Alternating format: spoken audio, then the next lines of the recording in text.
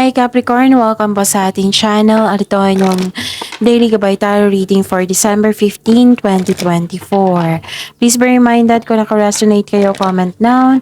Kung hindi kayo naka-resonate, ibigay niyo po sa iba kasi channel reading po ito. This is for you Capricorn ngayong December 15, 2024.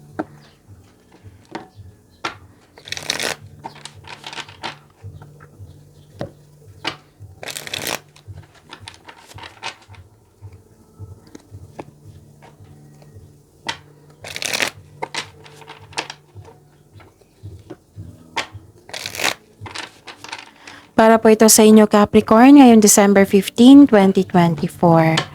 Maraming salamat po sa inyong patuloy na suporta at maraming salamat din po sa mga hindi nag-skip ng ads. Gamitin ang reading na ito bilang gabay lamang sa mga hindi pa nag-subscribe. Subscribe na po kayo at click bell notification para malaman nyo na may bago tayong video. Para sa mga gusto magpa-reading po, may lumabas dyan sa screen nyo ngayon. Panoorin nyo po at sundin ang instruction. Calling the attention sa mga suki ko dito na Capricorn, open na po inyong monthly gabay tarot reading for December 2024. May 6 months from now reading tayo at love life reading po. So message me Capricorn for schedule. Maraming salamat po. Spirits Guide, mga ganap po para kay Capricorn ngayong December 15, 2024.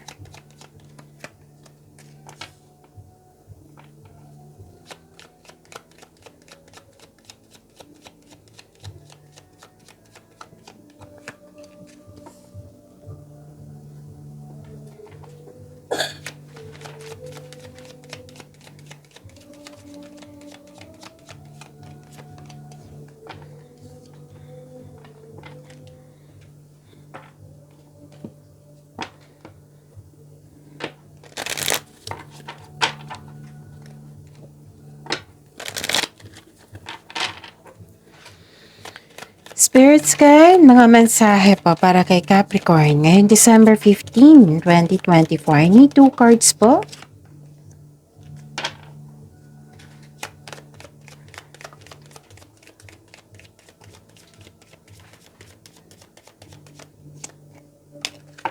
Okay. December 15 po para kay Capricorn. Stop overthinking.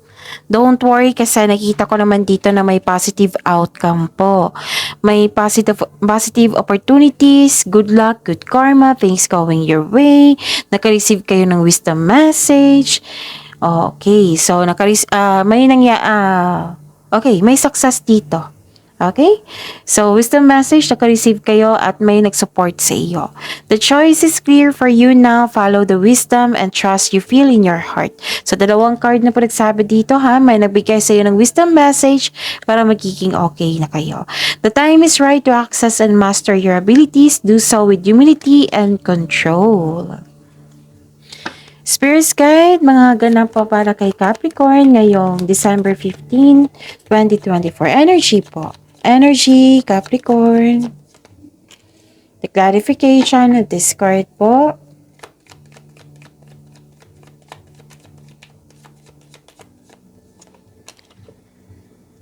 Okay. Kung may narinig kayo or may nakita kayong repeating message, meaning to say, pinupush yan ng cards sa inyo kasi ang ilan sa inyo hindi pa binigyan ng atensyon. Na kung maaari din po, bigyan din po ng solusyon at aksyon. Remember, at the end of the day, alam mo na ikaw lang taong may kakayahan at responsable na gumawa ng sarili mong katotohanan at kinabukasan. So ano yung energy mo, Capricorn?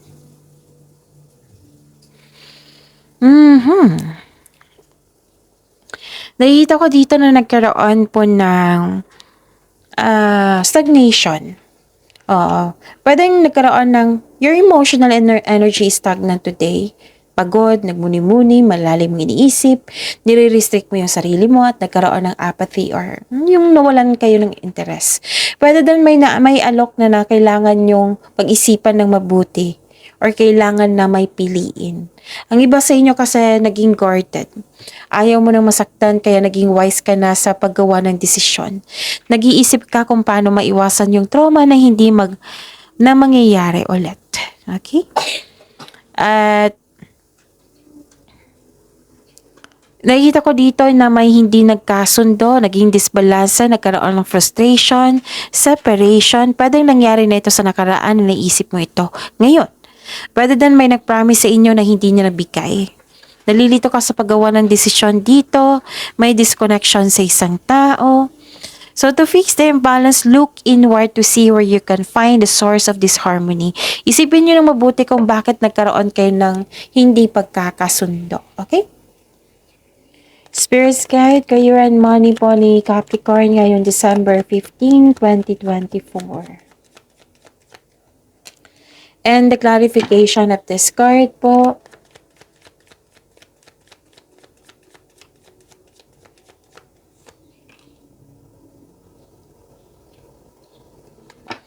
Okay, sa career and money nyo.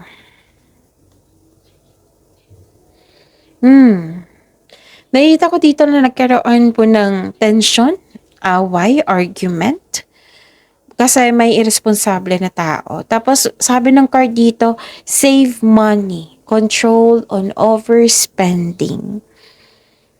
And, dalawang card kasi nagsabi dito na pagbalanse ay kailangan. Pwedeng sa emotion, pagbalanse kasi na may overthinking dito So, kailangan ng pagbalanse niyan. Pwede din pagbalanse sa panahon, sa sarili, sa pamilya, sa trabaho. Pagbalanse ay kailangan. Pagbalanse sa kaperahan. Yan. And nakita ko lang dito na nagkaroon po ng yung naging impatient ka. Kaya nagkaroon din ng lack of planning. So, ano yung gagawin? Habaan ng pasensya. Magkaroon ng konkretong plano. Okay? Yun. Spirits Guide, Love Life, Self-Love, Partnership, and Romance ni Capricorn ngayong December 15, 2024. And the clarification of this card po.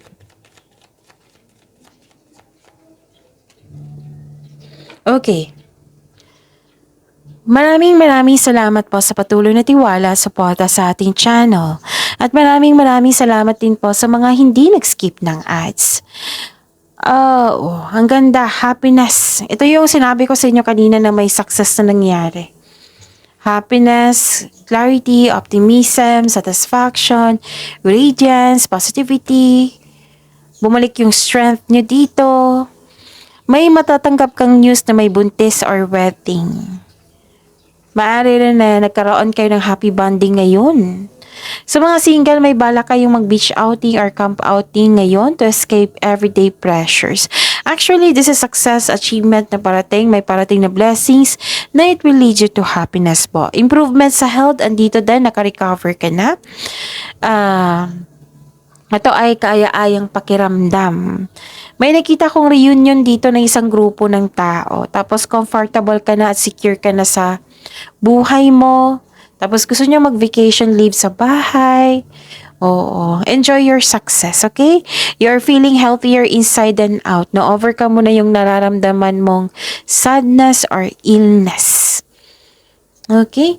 At nakikita ko rin dito na nagkaroon ng may gustong bumalik dito sa nakaraan, May taong ayaw mag-give up. Pero may pagpatawad na mangyayari po. Basta may forgiveness na mangyayari. Kaya sa pag-release na ito, nagkaroon ng forgiveness now, nagkaroon ng success, nagkaroon ng happiness. Yung binigyan mo ng laya yung sarili nyo. Yes.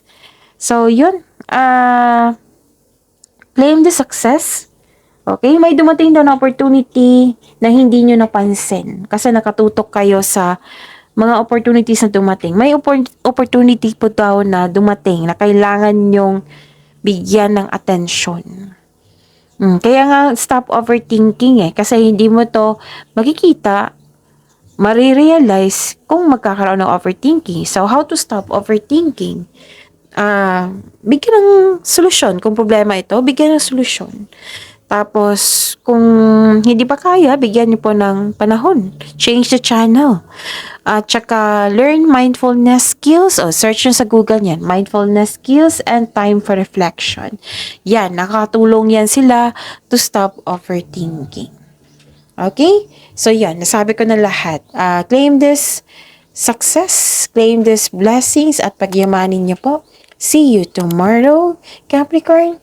Please like, subscribe, and click po button for notification para updated po kayo sa daily tarot reading natin. Maraming salamat po.